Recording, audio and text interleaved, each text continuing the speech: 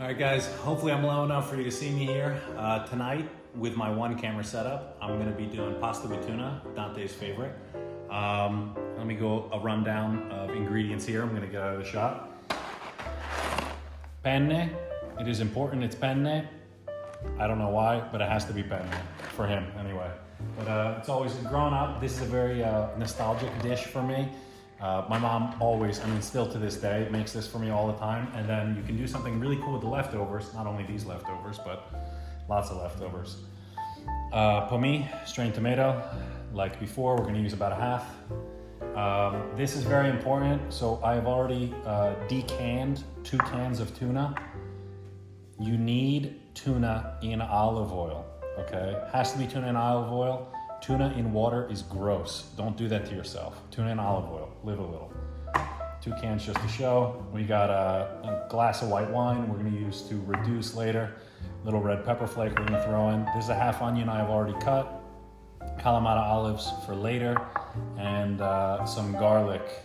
Hopefully you can see that. Some garlic I cleaned up before. So ingredients: onion, olives, red pepper, tuna, white wine, garlic, pasta, olive oil. All right, very simple, very simple. Oh, and obviously pomi.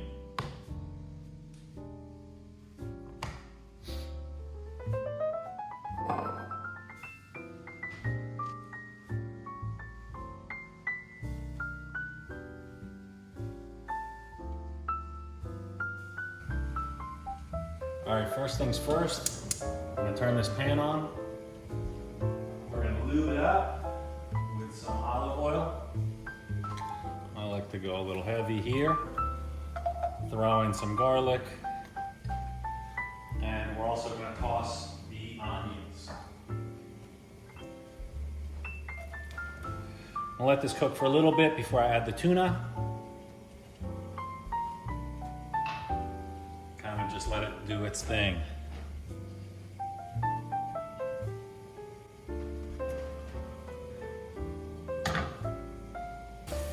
All right, so onions are going.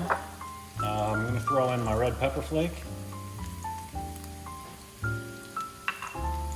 And I'm dumping the tuna.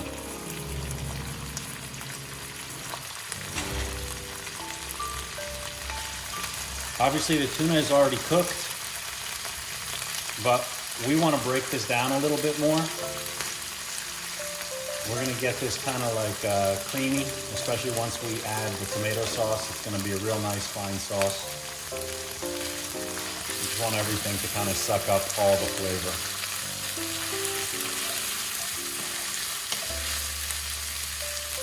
I'm going to turn the heat down a little bit. I had it on full blast just to speed it up.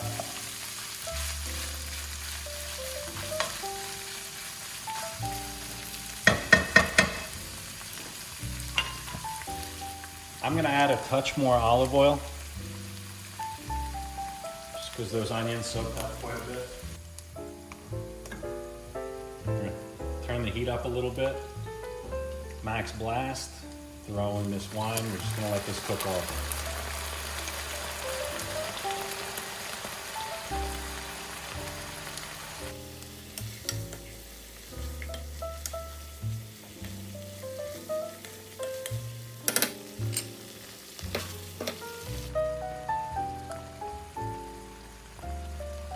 All right, now that all of that wine has reduced, we're gonna go ahead and do about a half a box here. That seems right.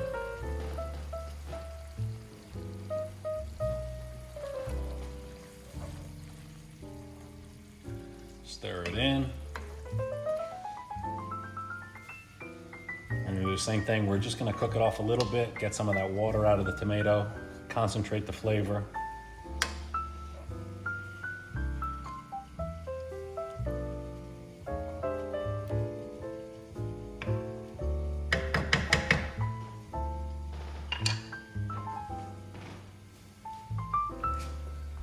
Now is when I touch a little salt. I'll just do like a little light dusting. We'll cook it down a little bit and we'll see what the flavor's like.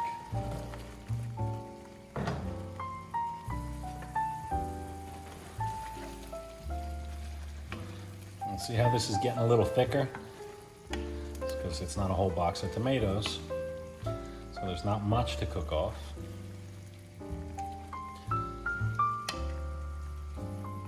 A little taste.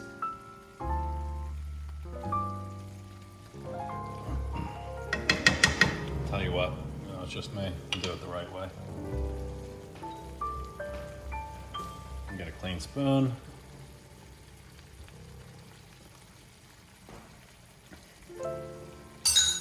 Nice, perfect. I'm gonna shut the heat on this.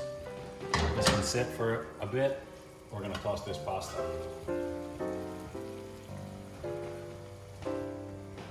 All right, guys, say it with me now. Salt the water, all right? I'm gonna say this every single video because this is important. This is how you get good pasta, all right? Throw a bunch of salt in there. We wanna make this pasta nice and salty. Also, I don't know the validity of this, but I'm pretty sure it's true.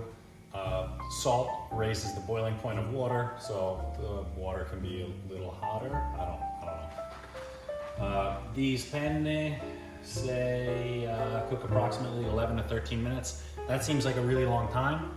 So I'm gonna set my timer for 9, and we're gonna go in and we're gonna taste one because I want al dente. I do not want mushy pasta, or I will get angry.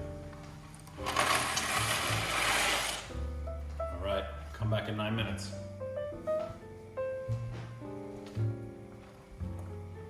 Give the pasta a little stir, make sure nothing's sticking at the bottom. I don't add oil in the water. I don't know who invented that or what it's for, but I've literally never had pasta stick together in my life, so I'm not gonna start.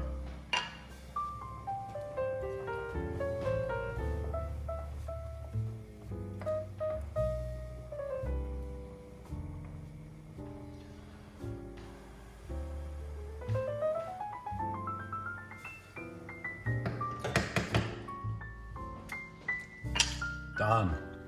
9 minutes. Not 13.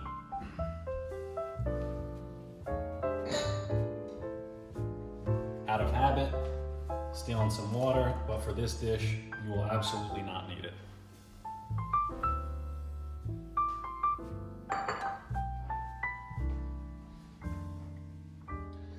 To dump this, again, we don't shock anything. I'm literally just dumping it into a colander, draining the water, and then I'm gonna dump it right back into that pot.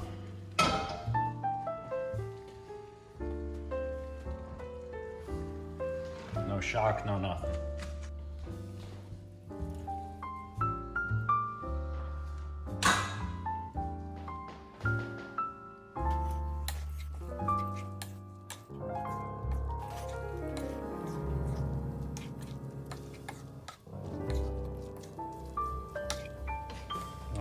We're mixing this through.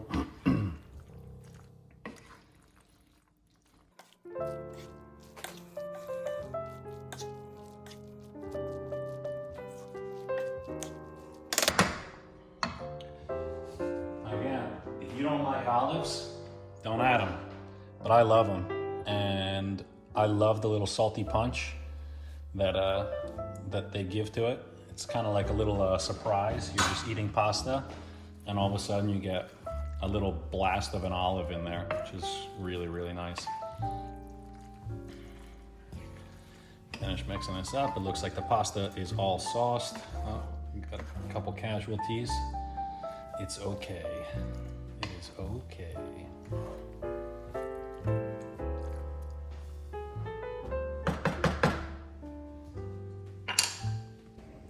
So it was at this point that I realized that I had accidentally stopped recording on the video. So, you know, I think this video turned out better, but, you know, I guess I haven't had a perfect execution yet, but I will.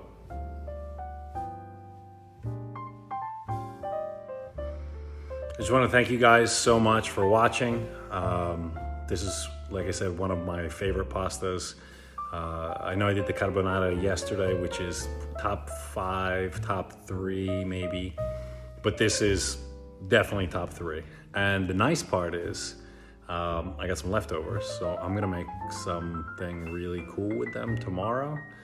Not a full meal, but something people that grew up in my household, my friends, are very familiar with the frittata di pasta.